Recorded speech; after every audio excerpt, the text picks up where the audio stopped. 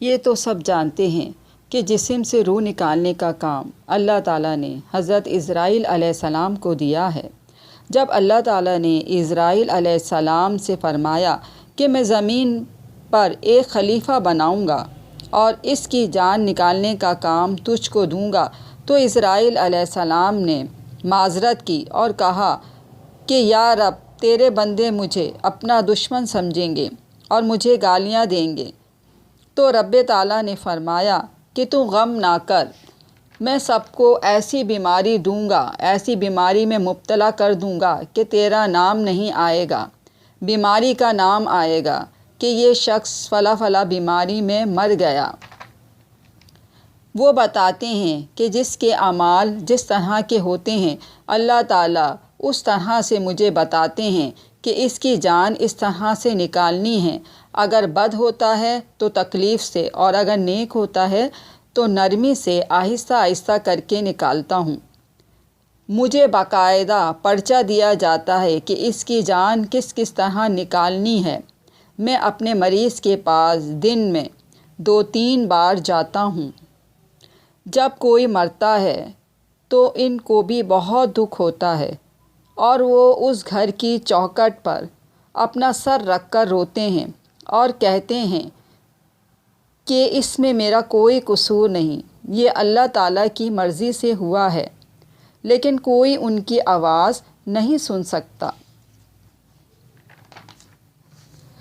ایک دفعہ کا ذکر ہے کہ ایک شخص جو شام میں رہتا تھا، وہ وہاں سے کسی اور شہر آ گیا۔ جب اس شہر میں آیا تو اس نے نوٹ کیا کہ ایک آدمی اس کے پیچھے پیچھے ہے، وہ جہاں جاتا ہے اس کے پیچھے پیچھے جاتا ہے اور اس کو گھور کے دیکھ رہا ہے۔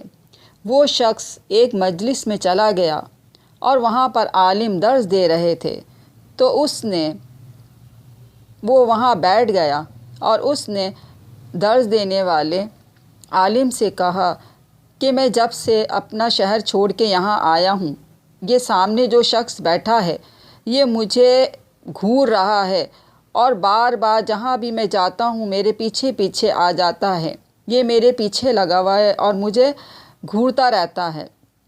تو عالم نے ان کو مشورہ دیا کہ ایسا کریں کہ آپ اپنے ملک چلے جائیں تو پھر ایسا نہ ہوگا۔